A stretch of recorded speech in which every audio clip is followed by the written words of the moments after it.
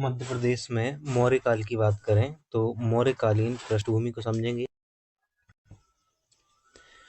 मौर्य काल की पृष्ठभूमि देखें तो जो चांदी व तांबे से निर्मित मौर्यकालीन सिक्के हैं वो आपको विदिशा, त्रिपुरी, उज्जैन, एरण, सतना से प्राप्त हुए हैं। वहीं बिंदुसार के समय, जब मौर्य काल में बिंदुसार शासक हुआ करता था, उस समय जो अशोक है उसका पुत्र वो अवंती का राज्यपाल बनाया गया था और वह अवंती का राज्यपाल 11 वर्षों तक रहा है। अशोक का विवाह विदिशा नगर सेठ की पुत्री महादेवी से हुआ था। तो अशोक हैं जो, उनका विवाह जो है विदिशा की जो पुत्री है, सॉरी, विदिशा के सेठ की पुत्री जो है महादेवी, उनके साथ किया गया था। और इन्हीं को ही महादेवी कहा जाता था, है ना। तो इन्होंने ही महादेवी के कहने पर जो है सांची स्तूप और बेस्ट टेकरी का निर्माण कराया था। और जो अशोक के पुत्र था महेंद्र और पुत्री संघमित्रा, अशोक ने इन्हें बौद्ध धर्म के प्रचार के लिए श्रीलंका भेजा था। मौर्यकालीन अभिलेख जो कि बहुत ही महत्वपूर्ण है इस परीक्षा के लिए और सभी परीक्षाओं के लिए, जैसे इसमें मध्य प्रदेश पूछा जा सकता है, साथ ही इंडियन हिस्ट्री पूछी जाती है, उनमें भी मौर्यकालीन अभिलेख महत्वपूर्ण हुआ करते हैं।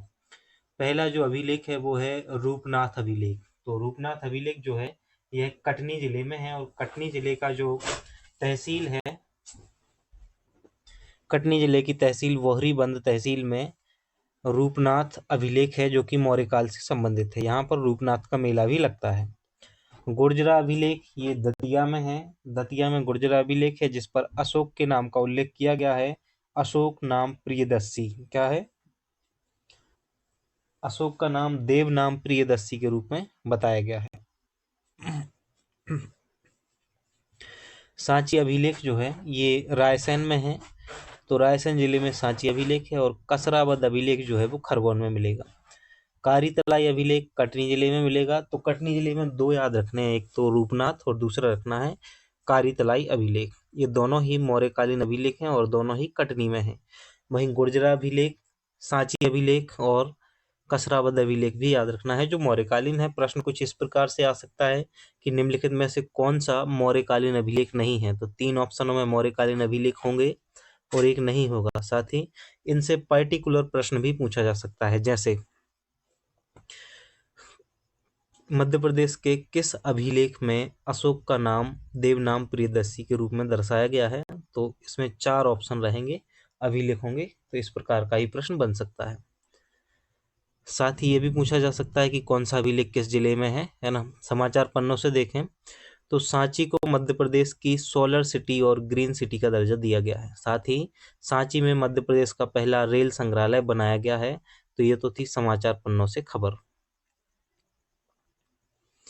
अब हम मौर्यकालीन स्तूप की बात करते हैं। अभी हमने अभिलेख को देखा, अब हम स्तूप की बात करते हैं। पहला जो है सांची स्तूप है। सांची स्तूप जो है वो रायसेन में है। वहीं सांची अभिलेख भी है रायसेन में, है ना। तो सांची में ही सांची स्तूप भी है और सांची अभिलेख भी है। स्थान रायसेन जिला। निर्माण किसके द्वारा कराया गया है। तो सांची स्तूप का जो निर्माण है इसका निर्माण अशोक के द्वारा कराया गया है। स्तूप में तोरण निर्माण पुष्यमित्र शुंग के द्वारा कराया गया है। तो जो सांची का स्तूप है इसका तो निर्माण अशोक के द्वारा कराया गया था, लेकिन ये जो आप देखेंगे इमेज में, ये जो बाहर से दिख रहा है ना, ये तोरण द्वार है, इसका निर्माण कराया है पुष्यमित्र शुंग ने। किसने कराया है। पुष्यमित्र शुंग ने। अब इस इमेज को ध्यान से समझेंगे, पहले इसको पढ़ लेते हैं। खोजकर्ता जो हैं सांची स्तूप के खोजकर्ता जनरल टेलर हैं और 1818 में इसकी खोज हुई है और 1989 में जो है विश्व धरोहर की सूची में शामिल किया गया है। कब। 1989 में। ये मध्य प्रदेश का सबसे बड़ा स्तूप है। स्तूप में मोदगलायन और सारीपुत्र की अस्थियां रखी गई हैं। स्तूप में अस्थि रखने के स्थान को हर्मिका कहा जाता है। तो ये जो आप देख पा रहे हो यहाँ पर ये डिब्बा सा हर्मिका है, ये यहाँ पर हड्डी अवशेष स्थल होता है जहाँ पर स्तूप में रखे जाते हैं। तो सांची स्तूप को समझ लेते हैं एक बार दोबारा से, है ना। रायसेन जिले में है, अशोक के द्वारा निर्माण कराया गया है। पुष्यमित्र शुंग ने इसके तोरण द्वार का निर्माण कराया है। जो अस्थियां होती हैं वो हर्मिका में रखी होती हैं। कहाँ पर। हर्मिका में। तो ये जो राउंड से देख रहे हो ना आप इस तरीके से, ये है क्या, मेधी और वेदिका है। तो बाहर साइड होती है वेदिका और अंदर होती है मेधी। क्या होती है। अंदर मेधी होती है। ये जो अंडाकार देख रहे हो आप आकृति इस प्रकार से बनी हुई है, अंडाकार आकृति, ये जो अंडाकार आकृति देख रहे हो इसको अर्धचंद्राकार गुंबद कहते हैं, और जो ये जो बॉक्स देख रहे हो आप इस प्रकार का, ये है हर्मिका। सबसे ऊपर ये जो होता है ना, एक डंडी में 3 प्लेटें टाइप की लगी होती हैं, जो उसको बोलते हैं छत्रक या छत्र बोलते हैं उसको। अब हम आते हैं भरहुत का स्तूप पे। तो भरहुत का स्तूप जो है ये सतना जिले में है। कहाँ पर है भरहुत का स्तूप? सतना जिले में है, और इसकी खोज जो है 1873 में अलेक्जेंडर कनिंघम ने की थी। वहीं सांची स्तूप की खोज किसने की है? जनरल टेलर ने 1818 में की है, और 1989 में वह किस में शामिल हो गया था? विश्व धरोहर सूची की में शामिल हो गया था सांची स्तूप। भरहुत का स्तूप सतना जिले में है, एक पॉइंट याद रखना है। दूसरा, अलेक्जेंडर कनिंघम ने 1873 में खोज की थी, ये तीसरा पॉइंट है, याद रखना है। तोमेन का स्तूप जो है अशोकनगर में स्थित है। तो कहाँ पर है तोमेन का स्तूप? अशोकनगर में स्थित है। इसके संबंध में हमने शॉर्ट वीडियो भी आपको बनाया था। बेस्ट टेकरी का निर्माण उज्जैन में अशोक ने अपनी पत्नी श्रीदेवी के कहने पर कराया था। तो जो महादेवी हैं उन्हीं का नाम श्रीदेवी है, तो कंफ्यूज नहीं होना है। देऊर कोठार स्तूप जो है वो रीवा में स्थित है। कहाँ पर है? देऊर कोठार स्तूप जो है वो रीवा में है। सतधारा, सोनारी व अंधेर का स्तूप रायसेन जिले में स्थित है। सतधारा, सोनारी व अंधेर का स्तूप रायसेन जिले में स्थित है। देखो मौर्यकालीन स्तूपों को दोबारा से समझते हैं। तो पहला हमने महत्वपूर्ण स्तूप देखा सांची स्तूप, जो कि रायसेन में है। अशोक ने बनवाया है, पुष्यमित्र शुंग ने इसका तोरण द्वार बनवाया है। खोजकर्ता इसके जनरल टेलर हैं, और 1818 में खोज हुई है। अगर पूछा जाए कि यूनेस्को में कब शामिल हुआ है, तो 1989 में शामिल हुआ है, और मध्य प्रदेश का सबसे बड़ा स्तूप है। यहाँ पर क्या है? तो यहाँ पर विशेष रूप से ये है कि स्तूप में मोग्दलायन व सारीपुत्र की अस्थियां रखी हुई हैं, और अस्थियां रखने के स्थान को क्या कहा जाता है? हर्मिका कहा जाता है।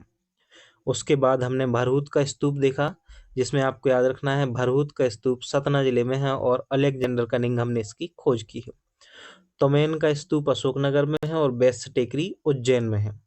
देऊर कोठार स्तूप जो है वो रीवा में है। इसके अलावा सतधारा, सोनारी, अंधेर का स्तूप रायसेन जिले में है, और यह सभी मौर्यकालीन स्तूप हैं। कैसे हैं? मौर्यकालीन स्तूप हैं। एक बार इस मैप को आप देखेंगे, ये है रायसेन जिला। यहाँ पर जो स्तूप हैं उनमें आपको याद रखना है सांची स्तूप, सतधारा स्तूप, सोनारी स्तूप और अंधेर स्तूप, और ये सभी मौर्यकालीन ही हैं। यहाँ पर है उज्जैन, और यहीं पर बेस्ट टेकरी है, जो अशोक के द्वारा निर्मित है, और अशोक ने किसके कहने पर बनवाई थी? अपनी पत्नी जो है श्रीदेवी, उनके कहने पर बेस्ट टेकरी का निर्माण कराया था। यहाँ पर आपको अशोकनगर जिला देखने को मिलेगा, जहाँ पर तोमेन स्तूप देखने को मिलेगा। सतना जिले में भरहुत स्तूप है। कहाँ पर है? सतना जिले में, और जिसकी खोज किसने की है? अलेक्जेंडर कनिंघम ने इसकी खोज की है। रीवा जिले में है देऊर कोठार स्तूप। क्या है रीवा जिले में? देऊर कोठार स्तूप है रीवा जिले में।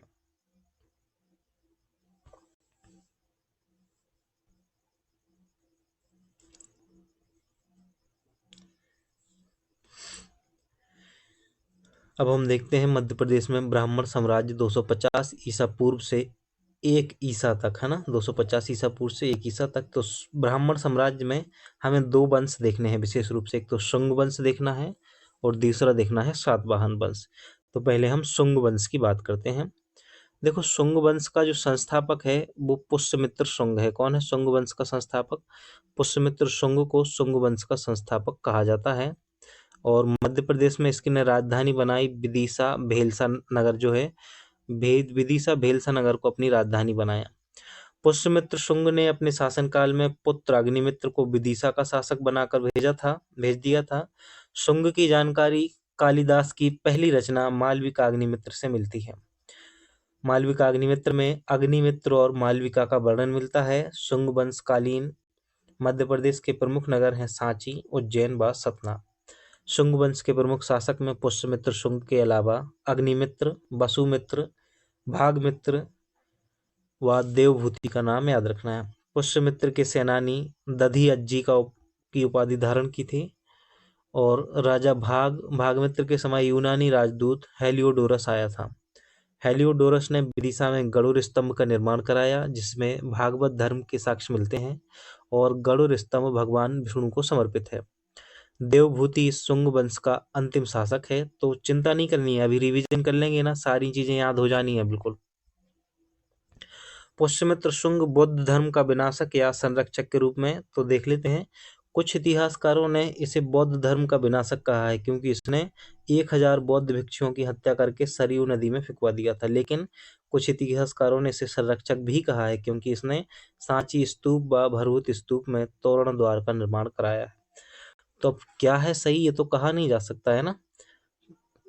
तो पुष्यमित्र शुंग के बारे में अभी हमने क्या क्या देखा है शुंग वंश के बारे में, कि शुंग वंश की स्थापना पुष्यमित्र शुंग ने की और मध्य प्रदेश में राजधानी बनाई विदिशा भेलसा नगर को। उसके बाद हमने देखा कि पुष्यमित्र शुंग का पुत्र था अग्निमित्र जिसने विदिशा में शासन किया है, और विदिशा में ही हेलियोडोरस आया था जिसने क्या बनाया है, गरुड़ स्तंभ का निर्माण कराया था और जो भागवत धर्म से संबंधित है। गरुड़ स्तंभ किसके लिए समर्पित है, भगवान विष्णु के लिए, और देवभूति जो है वो शुंग वंश का अंतिम शासक है। इतनी महत्वपूर्ण चीजों को आपको याद रखना है, चिंता बिल्कुल नहीं करनी है। अभी हम थोड़ी देर बाद फिर रिवीजन करेंगे। अब हम बात करते हैं मध्य प्रदेश में सातवाहन वंश की। तो इसका जो संस्थापक है सातवाहन वंश का, सिमुख है। कौन है, सिमुख सातवाहन वंश का संस्थापक है। और मध्य प्रदेश में इनके सिक्के के साक्ष्य त्रिपुरी, देवास, उज्जैन और विदिशा से प्राप्त हुए हैं। तो मध्य प्रदेश में जो है सातवाहन वंश के सिक्के जो हैं अगर आपको देखने हैं तो त्रिपुरी, देवास, उज्जैन और विदिशा से प्राप्त हुए हैं।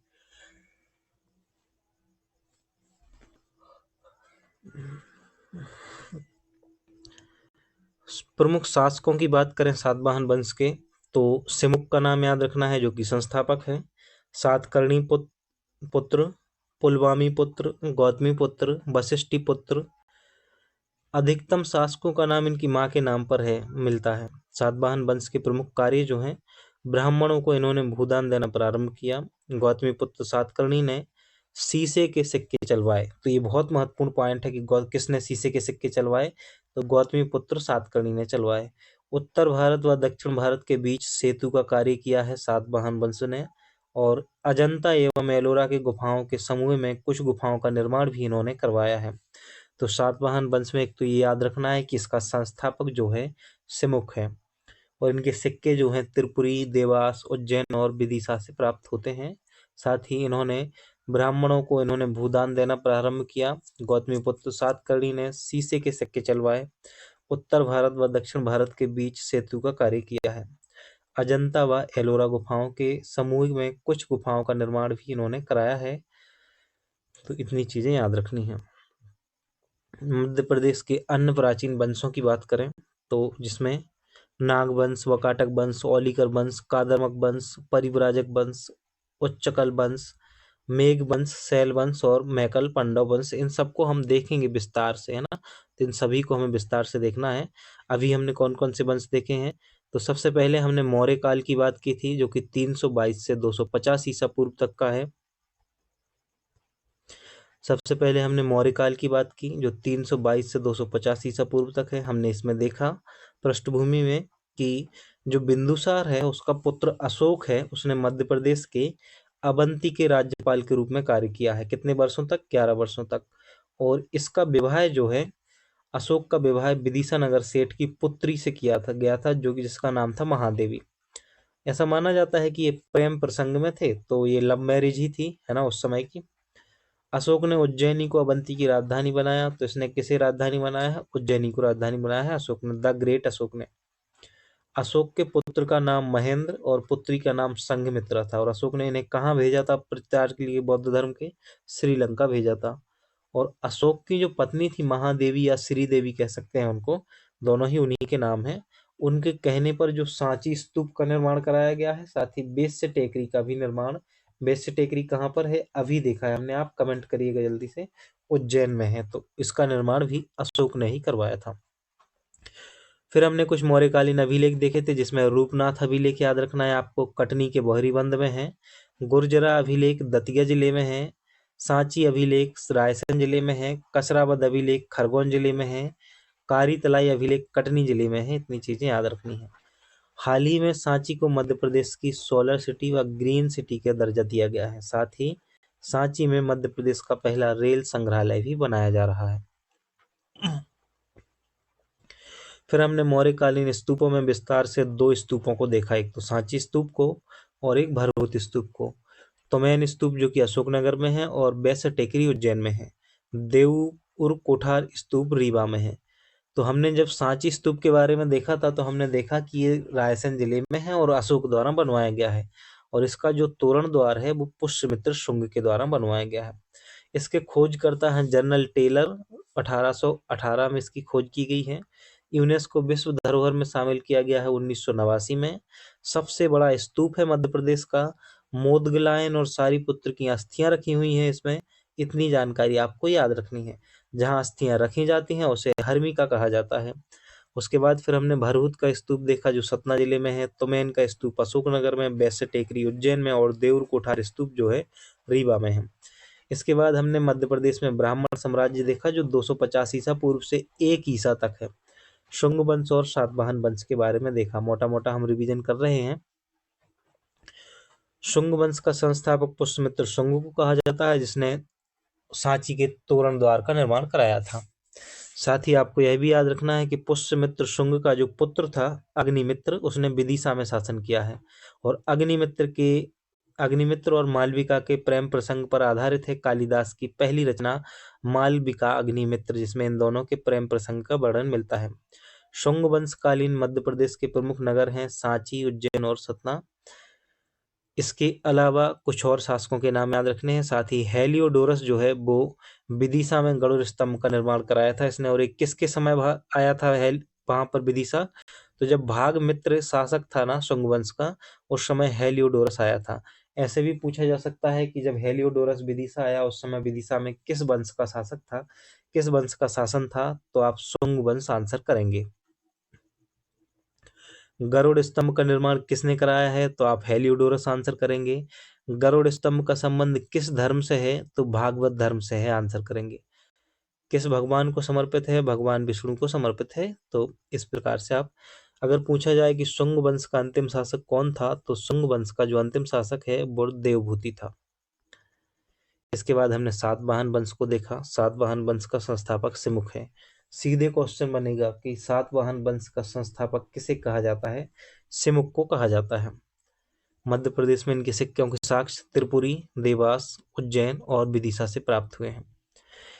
इनके जो शासकों के नाम हैं इनमें माता का नाम आगे लगा होता है, ये महत्वपूर्ण विशेषता है। तो सिमुक, सातकर्णी पुत्र, पुलवामी पुत्र, गौतमी पुत्र, वशिष्ठी पुत्र, ऐसे नाम याद रखने हैं आपको। इनके बारे में जो विशेष याद रखना है कि इन्होंने ब्राह्मणों को भूदान देना प्रारंभ किया था। गौतमी पुत्र सातकर्णी ने शीशे के सिक्के चलाए थे। तो पहली बात तो क्वेश्चन 2 प्रकार से बनेगा कि किस शासक ने, तो गौतमी पुत्र सातकर्णी। और अगर ये पूछा जाए कि किस वंश के द्वारा, तो सातवाहन वंश सही टिक करना है कि सातवाहन वंश के द्वारा शीशे के सिक्के चलाए गए थे। उत्तर भारत व दक्षिण भारत के बीच इन्होंने सेतु का कार्य किया है। साथ ही अजंता और एलोरा की जो गुफाएं हैं उनमें से कुछ गुफाओं का इन्होंने निर्माण भी कराया है।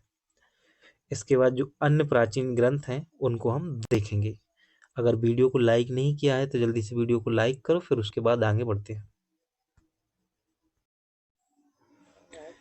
मध्य प्रदेश के अन्य प्राचीन वंशों में औलिकर वंश जो है, यहाँ पर इसका शासन जो है वो मंदसौर क्षेत्र से संबंधित है। तो पूछा जाए औलिकर वंश का संबंध मध्य प्रदेश के किस भाग से है, तो मंदसौर से है। औलिकर वंश की जो राजधानी है वो दसपुर हुआ करती थी और औलिकर वंश का संस्थापक यशोवर्मन को माना जाता है।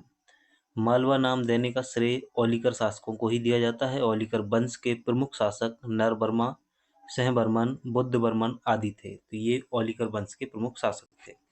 देखो औलिकर वंश में याद रखना है कि इनका शासन जो है वो मंदसौर वाले क्षेत्र में, जो वर्तमान में मंदसौर है, वहाँ देखने को मिलता है और इनकी राजधानी दसपुर रही है।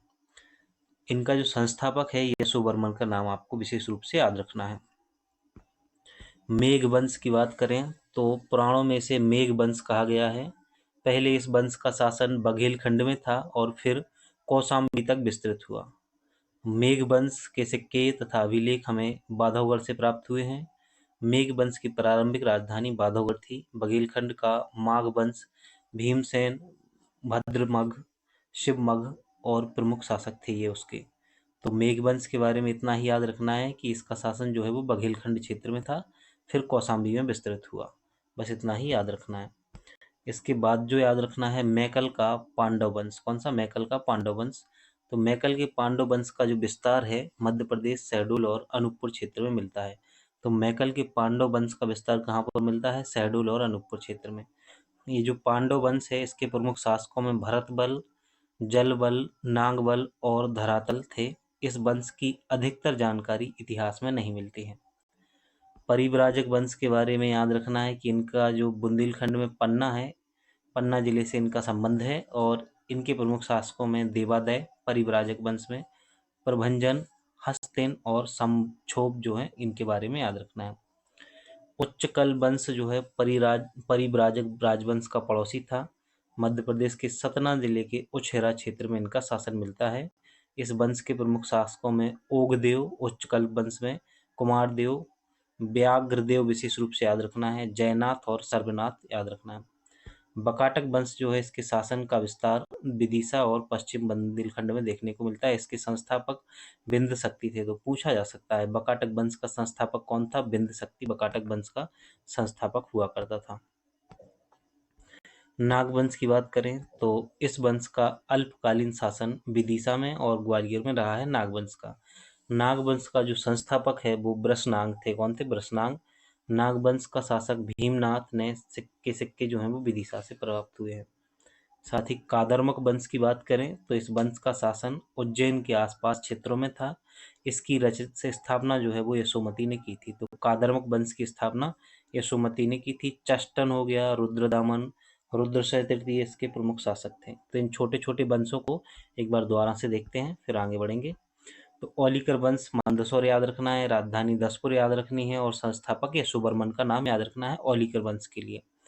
मेघ वंश जो कि बघेलखंड से संबंधित है, इसकी राजधानी बांधवगढ़ थी। क्या थी? बांधवगढ़ थी मेघवंश की राजधानी। इतना याद रखना है आपको। मैकल के जो पांडव वंश है इसका विस्तार शहडोल और अनूपपुर में था। इसके बारे में इतिहास में कोई जानकारी नहीं मिलती है मैकल के पांडव वंश के बारे में। परिव्राजक वंश के बारे में बस इतना ही याद रखना है कि पन्ना जिले से इनका संबंध है। और उच्च कल्प वंश जो है इसके बारे में विशेष रूप से याद रखना है कि जो व्याघ्रदेव है, व्याघ्रदेव वे उच्च कल्प वंश से संबंधित हैं। बकाटक वंश के बारे में एक महत्वपूर्ण पॉइंट ये याद रखना है कि जो बिंद शक्ति है ना, वो बकाटक वंश के संस्थापक हैं। कौन? बिंद शक्ति। ये बहुत महत्वपूर्ण नाम है। नाग वंश की बात करें तो नाग वंश का शासन जो है वो विदिशा और ग्वालियर में मिलता है देखने को। कहाँ पर? विदिशा और ग्वालियर। और इसके संस्थापक कौन थे? वृषनांग जो है इसके संस्थापक थे। और अभी हमने देखा कादरमुख वंश, इसका शासन उज्जैन के आसपास के क्षेत्रों में, और जो यशोमती हैं ये इसके संस्थापक हैं। तो कौन था कादरमुख वंश का संस्थापक? यशोमती कादरमुख वंश का संस्थापक था। इसके प्रमुख शासकों में चष्टन, रुद्रदमन, रुद्रसेन तृतीय इसके प्रमुख शासक हैं। तो पूछा जा सकता है कभी कभी कि चष्टन का संबंध किस वंश से था? तो कादरमुख वंश से था। रुद्रदमन का संबंध कादरमुख वंश से था। ऐसे प्रश्न भी पहले बने हैं और आगे भी बन सकते हैं। इतना याद रखना है कि ये भी पूछा जा सकता है किस रियासत से था संबंध। तो ये आगे क्वेश्चन मिलेंगे। अभी मेडाइवल हिस्ट्री में जो मध्य प्रदेश का मध्यकालीन इतिहास देखेंगे हम, तब ऐसे क्वेश्चन वहां से देखने को मिलते हैं। अब हमें बात करनी है मध्य प्रदेश में गुप्तकाल, जो कि 240 से 590 ईसा तक रहा है। 240 से 590 ईसा तक का जो समय है ना, वो गुप्त काल का है। इसके बारे में हमें जानना है।